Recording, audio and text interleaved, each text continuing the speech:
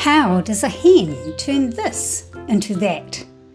Well, we kind of know that she pecks up chicken feed and digests it into its component nutrients.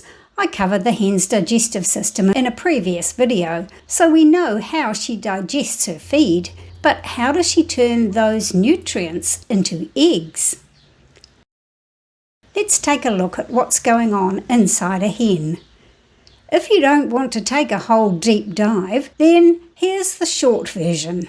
The yolk is made in the hen's ovary, then released into the oviduct where the white and then the shell get added. Everything is topped off with a cuticle to seal the eggshell from bacterial contamination. The egg is flipped over and then laid. Of course, I find the details fascinating, so if you want to know more, then let's dive in. The embryonic baby chick starts with 2 ovaries and 2 oviducts, just like most animals, but her right ovary and her right oviduct never develop, except in rare cases. Only her left ovary and left oviduct develops and becomes functional. This is pretty much the case for all birds, but fun fact, I recently found out that in the kiwi bird, both ovaries develop and are functional, but ova from both ovaries pass down her single functional oviduct, which is the left one, like other birds. But back to chickens. Her ovary is up in her back near her left kidney. Her oviduct starts near her ovary. If her oviduct was stretched out straight, it would be nearly 2 feet long. Even before a female chick hatches, she already has thousands of potential ova inside follicles in her ovary. The baby chick matures into a pullet. Her comb and wattles enlarge and redden. Even her bones are changing as she develops a type of bone structure called medullary bone inside her long bones. Her pubic bones widen, ready to make room for an egg. Light stimulates her pineal gland. If she receives at least 16 hours of bright light per day, her hormones are stimulated to start egg production. When the hen digests her feed, the nutrients she absorbs are carried through her bloodstream to her liver, and from there to her ovary. Here, the nutrients are used to build yolk around each ovum. Ova mature by gathering protein, first white protein and then yellow. Each follicle takes 1 to 2 weeks to grow to the full size of a yolk, but they're not all growing simultaneously. They grow one at a time in series. The yellow colour of the yolk comes from carotenoids. If you look inside a laying hen, then you can see all those follicles in her ovary as a succession of smaller to larger yolks. Each follicle, the tissue bag that contains a yolk, has a web of blood vessels. If you look carefully, you might see that the pattern of blood vessels isn't even all over. There's a long patch where no blood vessels reach. This patch is called the stigma. When the yolk is fully mature, that is the size it's going to be, about 1 inch across, it splits out of the follicle along the stigma. This bursting out is called ovulation. If one of the blood vessels of the follicle does happen to cross the stigma, then during ovulation the blood vessel breaks and you get a small spot of blood on the yolk. The ovulated yolk is not going to get any bigger. It is fully formed from the point of ovulation. Once it ovulates, the yolk moves into the infundibulum, which is the first section of the oviduct. The infundibulum is shaped a bit like a funnel, and it works like a funnel too. It's lined inside with little finger-like structures called cilia, which guide the yolk into the oviduct. The yolk spends about 15 minutes in the infundibulum. Remember, there's no albumin, that is no white around the yolk yet. It's just a yolk. If it's going to be fertilized, this is where it will happen, here in the infundibulum, in these 15 minutes. If you want to know how to tell whether the egg was fertilized, check out this video. And if you want to know more about the rooster's role in all of this, check out this one. Then the yolk is wrapped in a thin membrane called the vitelline membrane. The vitelline membrane contains antimicrobial peptides, which will be the last line of defense for any developing chick embryo. You usually only notice the vitelline membrane if you break it. Now the yolk moves out of the infundibulum and funnels down towards the magnum. No, not that kind of magnum. The magnum is the longest section of the oviduct. The developing egg spends about 3 hours travelling down the magnum. During this time, thick, protein-rich albumin is added around the yolk. This thick albumin is rich in vitamins, especially riboflavin, and minerals and proteins, all of which will nourish the developing embryo if the egg has been fertilized. And it also contains antimicrobial proteins, which would protect the embryo from pathogenic microbes. The magnum has spiral ridges on the inside surface. Because of these, the developing egg spins around along its axis as it moves down the magnum. This spinning twists the protein fibres of the albumin where they extend in front of and behind the yolk. We later recognise these dense, twisted protein fibres as the chalazae. Now the egg is nearly at the end of the magnum. This last section is called the isthmus. Here, 2 thin layers of protein wrap loosely around the albumin. These are the shell membranes. It takes about 75 minutes to make the 2 membranes. The inner membrane is a tightly woven mesh of protein and very thin. The outer membrane is a looser weave of protein fibres and about 3 times as thick. Why are there 2? Because they need to be separate to form the air cell for the baby chick to breathe during internal pipping. Even if you've never thought about hatching chicks, you've probably seen the air cell, enclosed by the inner and outer shell membranes.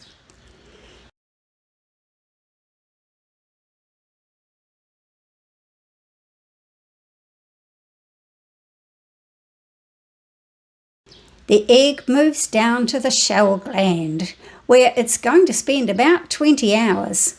The egg white is not complete yet, and it doesn't fill the wrinkled membranes.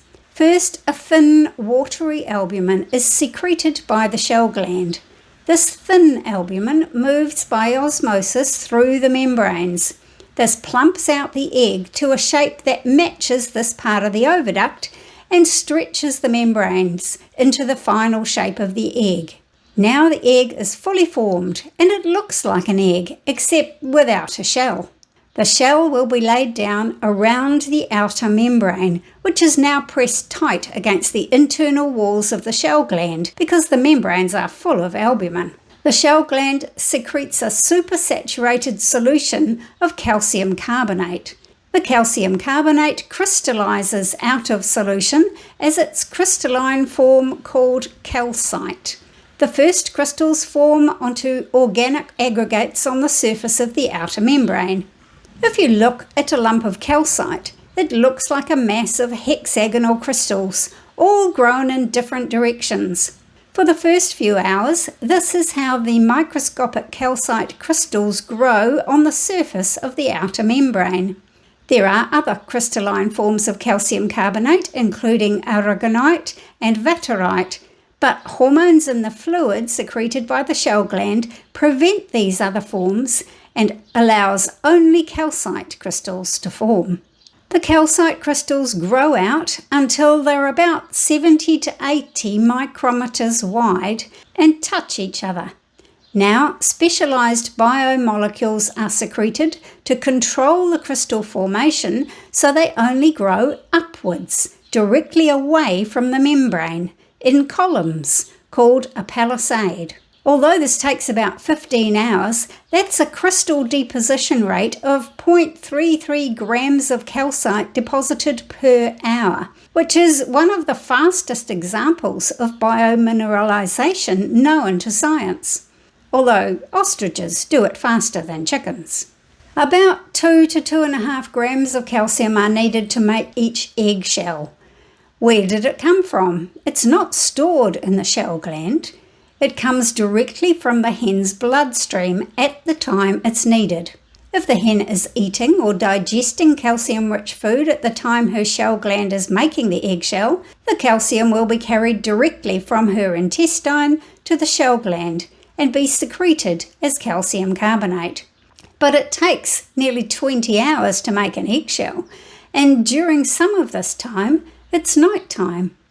Although the hen is sleeping and maybe dreaming, her shell gland keeps on secreting the calcium carbonate solution. The calcium needed during this time, which is about 40% of the total amount of calcium needed, is taken from the medullary bone we mentioned earlier. About 12% of the total calcium in a laying hen's bones is taken every night and contributed to the eggshell. The next day she has to start consuming calcium again so she can repair her bones and build up this reserve of calcium to make the shell of tomorrow's egg. So yes, a hen is more at risk of breaking her bone when jumping down from her perch in the morning. So don't make that perch too high. Laying hens actually have a specific appetite for calcium-rich foods.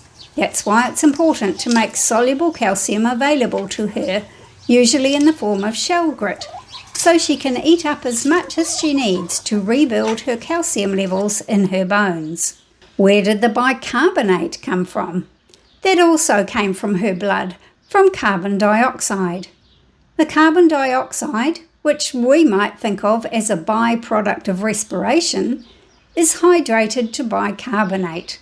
This would leave her blood more acidic than it should be, so she has to breathe harder to normalise her blood pH. In amongst the columns of calcite extending from the surface in that palisade are some perpendicular gaps. We know these as the pores in the eggshell. There are 8 to 10,000 pores in each eggshell. In the last 2 hours before the egg is laid, the calcite crystals stop being deposited, and instead an organic biofilm covers the whole shell. If the eggshell is brown rather than white, most of the colour comes from pigments, mainly protoporphyrin 9, that are included in this organic layer of polysaccharides, lipids and protein, which we call the cuticle. The cuticle seals the pores to slow evaporation and to prevent bacteria from entering, but it allows tiny molecules such as oxygen to pass through. That's why we don't wash the eggs our chickens lay. Now the egg is finished. The hen goes looking for a suitable place to lay.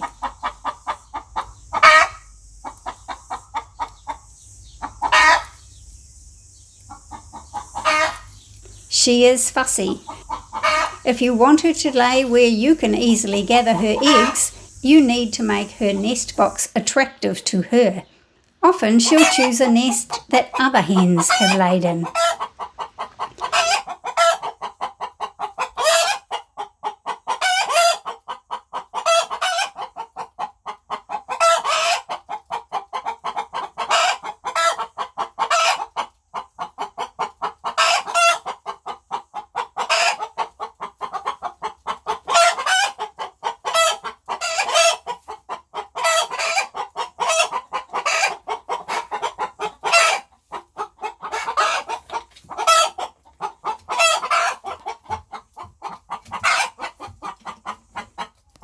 She settles in, but she has one more thing to do before she lays that egg.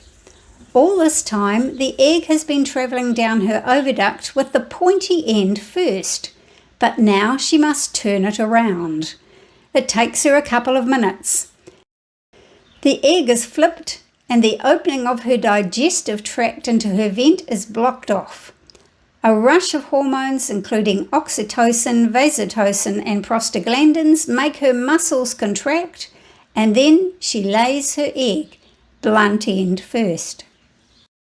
Not long after laying, somewhere between 15 minutes and over an hour, The next largest yolk is ready to be released from the ovary and start its journey down the oviduct.